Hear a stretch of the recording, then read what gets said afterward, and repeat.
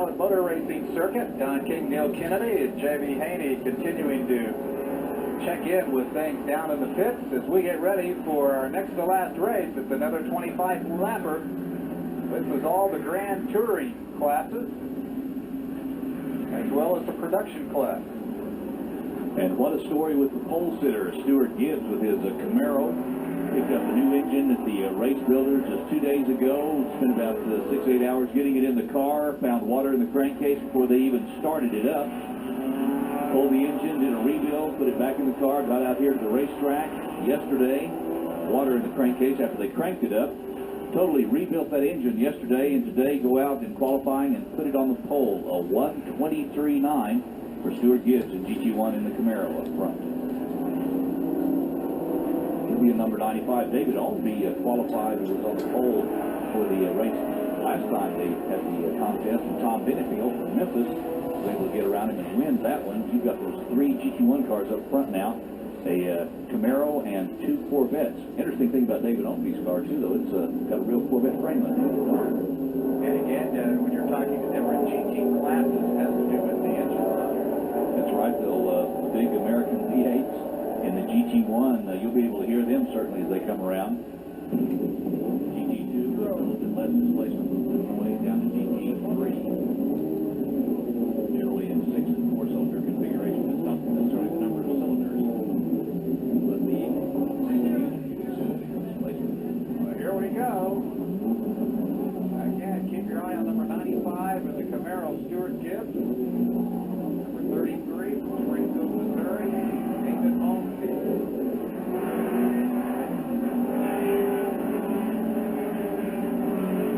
Production cars in here with them. You see a lot of different kinds of cars here, Don. The production cars, mostly import sports cars. The kind of cars that the SCCA Club Racing was founded on. It looks like Stuart Gibbs still has the lead here on the first lap, but Ownbey's really knocking on his back door. And Benefield is kind of hanging back there waiting for something to happen.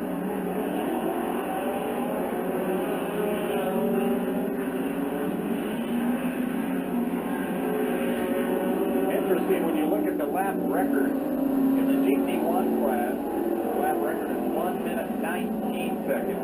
In the GT5, moving down to the GT5 class, it's 1 minute 30 seconds. So an 11-second disparity between the classes there from the GT1 to GT5. So it'll get mixed up quite a bit as we move to the field.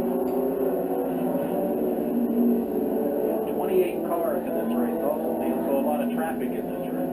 How you manage that traffic can be a driver that manages lap traffic better than one that doesn't, a little bit timid about it, can move up somewhat. So even though it's a 1.8 mile course, when you get that many cars strung out, it's hard to ever have a good clear track for very long.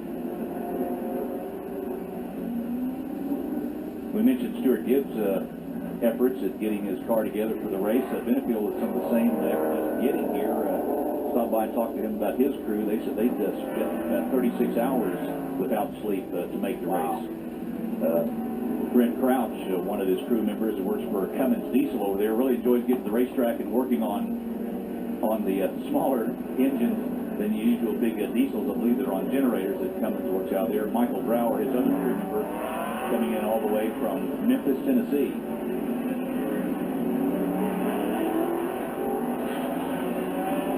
First time back to this track in quite a few years, 16 or 17 years, I think. Tom said he had raced here in a different class long time ago. Has not been to Hallett in all that time. Raced mostly in the Memphis and St. Louis tracks.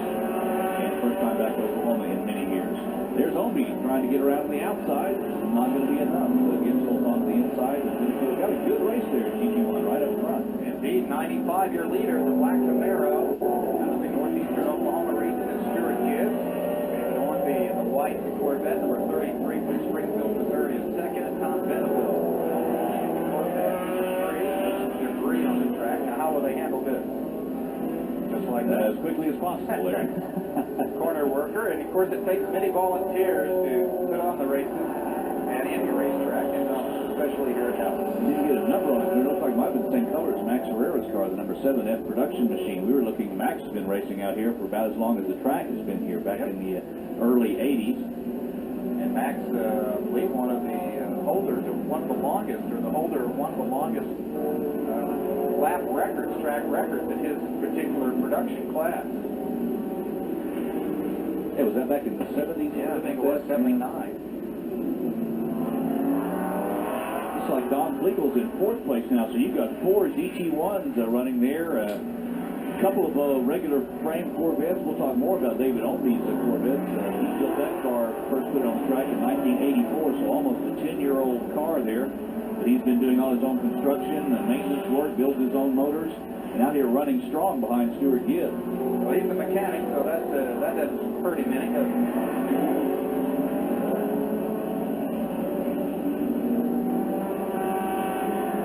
About his motor's longevity out here. I mentioned his motor did sound real strong. He seemed to be able to stay with anybody in the straightaways. But he just does a good maintenance program on them and keeps the oil change and checks the valves quite regularly and changes those valve springs. He feels that the motor and the science of those small block Chevys is developed now with the bottom ends are pretty much bulletproof.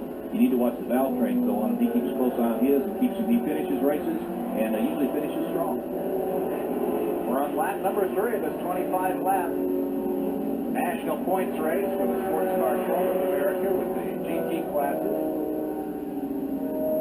and also the E, F, G, and H production classes. Cherokee Coaches, a sponsor of Stuart Gibbs, leading right now.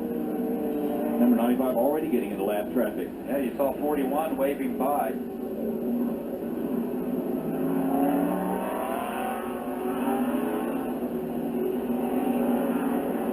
Differences in this class, they can get concerned with weight and cubic inches, but Stewart's car is a 2-frame, former many of those like Trans Am race cars. We mentioned David Ownbey. That white Corvette you see on your screen used to be a street Corvette.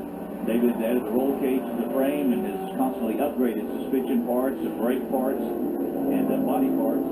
And now it's still maintaining some competitiveness even with the stock frame underneath that car. Don Flegel also out there in 4th place now has a Corvette frame underneath his. So while a lot of folks putting those in vintage racing, Don and David are out here rubbing them up with the guys in the 2-frame cars. Will these cars get around the track about as fast as anything that we've seen today? They have a little more trouble. Talking about the Formula Atlantic, just light enough and able to get around the tighter course quickly. This isn't a great course for a large horsepower car because you don't get that much of a chance to use the horsepower, and you've got all that weight. Those are big cars. It takes a lot to slow them down, so you're using the tires and brakes quite a bit. And as with the sun out strong, the clouds very sparse, and you can see by the strong shadows there, Don, we've got probably going to have a little slippery racetrack before this is all over. Still good to see those GT1 cars that close together. That is. Nobody's running away with it. I think it's his car backfiring as he goes into that turn right there. That was the one he was hoping to be out here yesterday to get that new engine broken in, but instead of breaking it in, they were building it. Had to disassemble it, put new head gaskets on it, and reassemble the engine literally out here in the grass, not far from our broadcast position where they put it back together. He has completed 4 laps. 21 laps to go.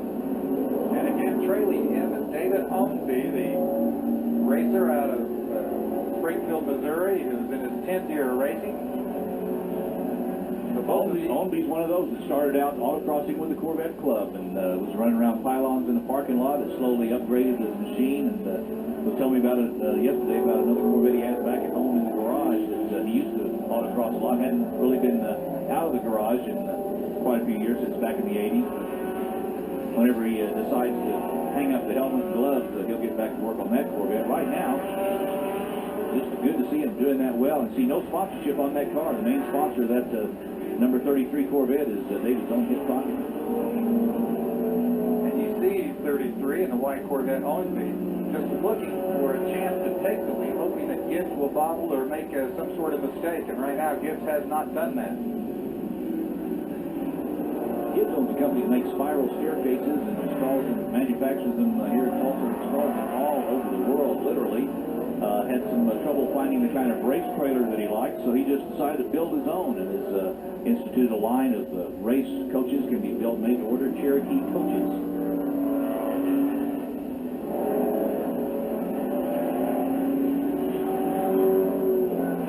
What an excellent race there. Car number 95, Stuart Gibbs. 33, David Ownbey. It's quite a race. Maybe just a different line that Ownbey takes around that corner to get around Gibbs. Looks like may have been trying to set it for a pass there between straightaway between turns 10 and 9. Now they're approaching the back part of the racetrack.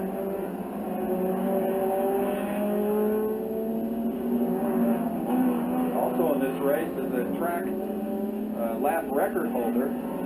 Two of them actually in production class. John Sereno out of Estes Park, Colorado, holds the track record in the in production class. And also number 16 in the Toyota, Roy Lopshar of Oklahoma City, holding the lap record in his class, GT5. There you see them passing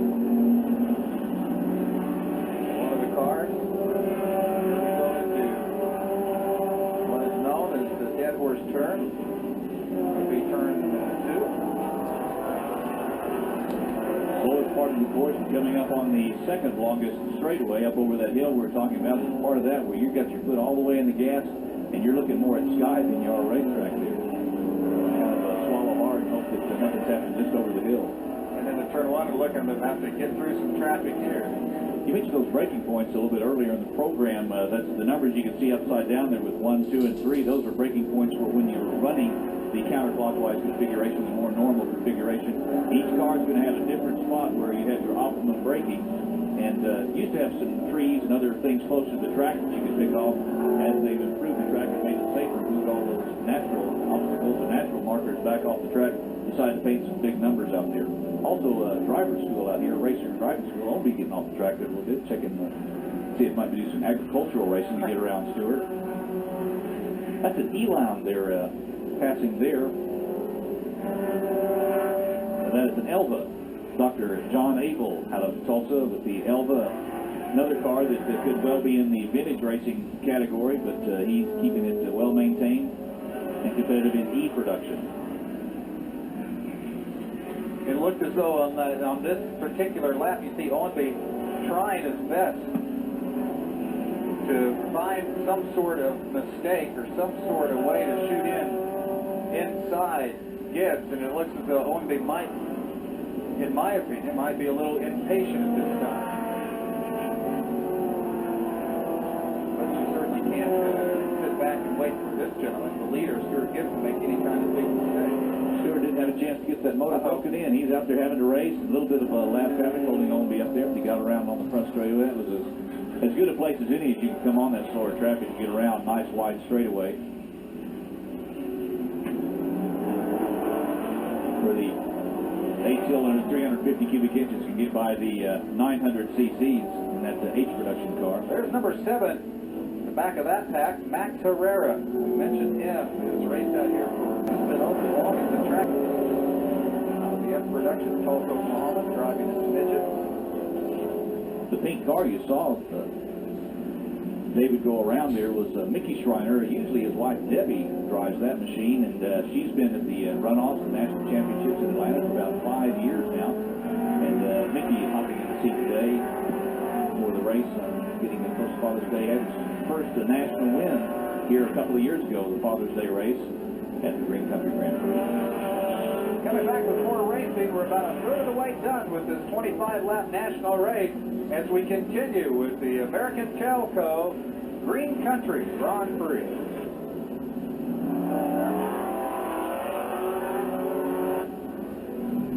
We continue on this 6th of 7 races here at the Hallett Motor Racing Circuit. There's your leader, number 33, David Ownbey, on lap number 15, and just a few laps ago overtook our leader, Stuart Gibbs. Got around Stuart Gibbs, and then it was Stuart Gibbs and Tom Benefield that were battling for second place. Back behind Ownbey, he was driving smooth and steady. Waited for his opportunity and was able to get around Gibbs. Again, the top 3 in this race, Ownbey, Gibbs, and Benefield are all in the same class, the GT1 class. And again, we have 9 or 10 classes in this field of 28 cars.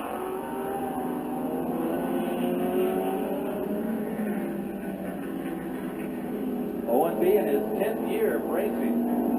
And as you mentioned earlier, Neil, he's a mechanic, and so he knows a a lot about how his Corvette runs. Cars been apart and together many times, but only put the roll cage together in that. I even had the opportunity back in 1985 when they had the National Corvette meet here. Ownbey showed up for his lab. They had some discussion about his rear suspension. He wound up finding one in the garage with a broken arrow, and he ended up coming over there, took the rear leaf spring and rear suspension components out of that car in the garage with a broken arrow, put it on that white race car, and he came back out and was very competitive in the Nationals here back in 1985. Back here in 1993 now, not only being competitive, he's leading the race. And I mentioned on the lap, in the lap before, he overtook Stuart Gibbs, that he looked a little impatient. Generally, David, one of the more consistent cruiser drivers, you don't see him off the track unless not that much of a wild reputation. So his impatience, it may have been busy by that time, knowing that he could get around if he just had the opportunity. Yes, about that time they were getting into last traffic too. So when Stuart decided to wait a moment before he made his pass, it may have been when David was able to get around. And it's evidenced by, not necessarily his impatience, but maybe his eagerness to get around Gibbs. The fact that he has opened up a lead of about 15 seconds on Stuart Gibbs. Well, Stuart's had Tom Benefield in his mirrors for several laps there too, and that can be quite distracting. You need to be watching what's in front of you when you see the next place in your class there. In fact, Benefield has now overtaken. Benefield has now overtaken Gibbs for second. There's Stuart Gibbs, who led the race when we were last with you before our last break. Now he has dropped from first down to third out of Tulsa, Oklahoma in his black Camaro, car number 95. He could be tired. He's lost some weeks working on this thing. It was near sundown last night when his crew battened it up and finished up that day-long engine rebuild process.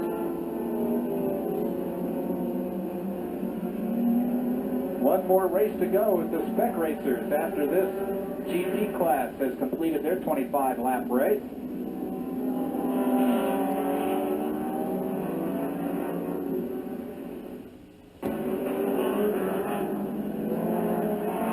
Close to 4,000 drivers nationally licensed by the SCCA. And of course, again, their national championship races in Atlanta, Georgia in October. The points they accumulate today will go towards getting that invitation to Atlanta. In Atlanta, you have to have the right number of points to get an invitation to come compete in the National.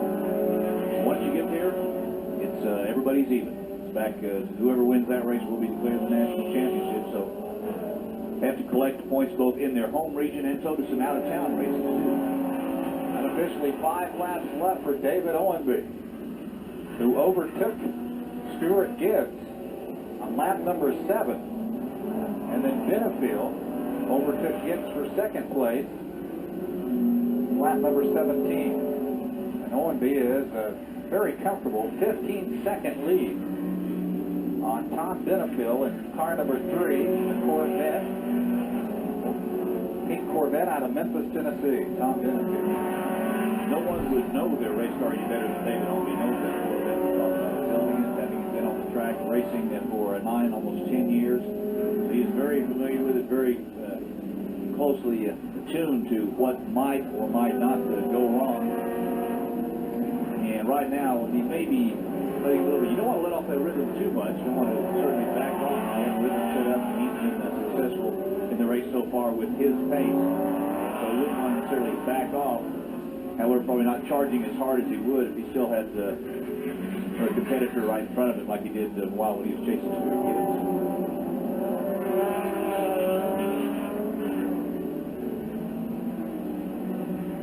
Stuart had his car completely apart over the winter. Took it to Atlanta last year. Had a pretty bad crash. Stuart was okay, but the car was pretty thin up. Brought it back, completely disassembled it, straightened the frame, did some suspension upgrades to it. Went completely through that car, so it's back this season, freshened up engine, transmission, frame, suspension, looking to do well. Stuart certainly like to get back to Atlanta, get another track. 92, Jeffrey Beam out of Arkansas City, or Kansas City, Kansas.